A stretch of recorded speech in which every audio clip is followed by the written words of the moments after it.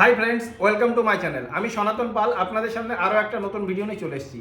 আজকের ভিডিও যে টপিক হলো সেটা হলো WBSEDCL এর মিনিমাম চার্জ। ঠিক আছে, মিনিমাম চার্জ মানে আপনি সাপ্লাই ইউজ যদি না করেন, অনেক সময় কি হয় আপনার হয়তো কোনো ইউনিট হলো না, ঠিক আছে, মানে আপনি বাড়িতে নেই কিংবা কোনো কারণবশত আপনি ইউজ করেননি, কিন্তু আপনার কানেকশনটা লাইভ আছে। যদি আপনার ফিউচারে প্রয়োজন না হয় তাহলে আপনি কানেকশনটা ক্লোজের অ্যাপ্লিকেশন দিয়ে যেতে পারেন। যদি আপনার প্রয়োজন হয় ফিউচারে, সেক্ষেত্রে আপনাকে মিনিমাম চার্জ কত দিতে হবে সেই বিষয়ে আজ আপনাদের সম্পূর্ণ বলবো। ঠিক আছে, আর আপনাদের দেখিয়ে দেবো প্র্যাকটিক্যালি মিনিমাম চার্জ কত হয়। ঠিক আছে, মানে আপনার যদি লাইভ কানেকশন থাকে ডোমেস্টিকের ক্ষেত্রে কত হয়, ইন্ডাস্ট্রিয়ালের ক্ষেত্রে কত হয়, কমার্শিয়ালের ক্ষেত্রে কত হয়।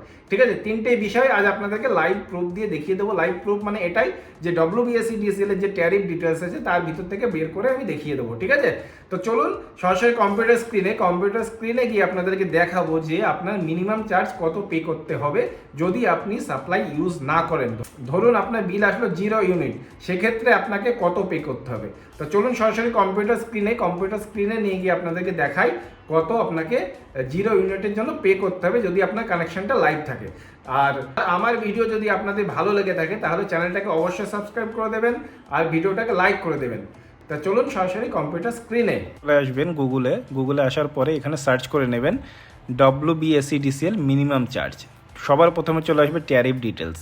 এরপরে আপনি সরাসরি চলে যাবেন 30 নাম্বার পেজে। ঠিক আছে, এখানে 13 নাম্বার আমি দিয়ে দিয়েছি, কিন্তু সরাসরি চলে যাবেন 30 নাম্বার পেজে। মিনিমাম চার্জের বিষয়টা আজ আপনাদেরকে দেখাবো। ঠিক আছে, মানে আপনি যদি কারেন্ট নাও ইউজ করেন, ধরুন বাড়িতে লাগানো আছে বাস কোনো ইউজ হয় না, ঠিক আছে, তাহলে আপনাকে মিনিমাম চার্জ যেটা হলো এটা আপনাকে দিতে হবে। ঠিক আছে, তা মিনিমাম চার্জ ম্যান্ডেটারি আপনি ইউজ করেন আর না করেন। ঠিক আছে, তা দেখুন 30 নাম্বার পেজে আমি দেখিয়ে দিচ্ছি, আপনারা নিজে থেকেও চেক করতে পারবেন। ঠিক আছে, তা চলুন আপনাদেরকে সম্পূর্ণ বিষয়টা বুঝিয়ে দিই।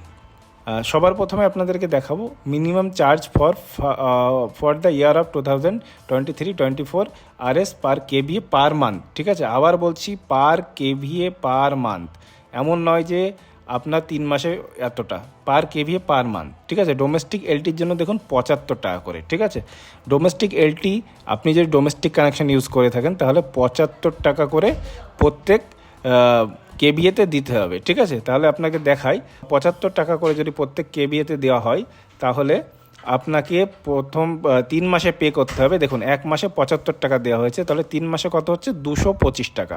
ঠিক আছে, তাহলে 225 টাকা আপনাকে 225 টাকা আপনাকে 3 মাসে পে করতে হবে। ঠিক আছে, যদি আপনার 1 KVA-এর ভিতরে লোড থাকে, যদি তার বেশি হয় সেক্ষেত্রে কিন্তু আপনার ওটা মিনিমাম চার্জটা বেড়ে যাবে। ঠিক আছে, তাহলে প্রত্যেক পার KVA-তে আপনাকে 75 টাকা করে 3 মাসে 225 টাকা দিতে হচ্ছে। এরপরে আপনাদেরকে দেখাবো কমার্শিয়াল লাইনটা। ঠিক আছে, যারা দোকানে ইউজ করেন, বিশেষ করে দোকানে, তাদের ক্ষেত্রে আপনাদের দেখাবো।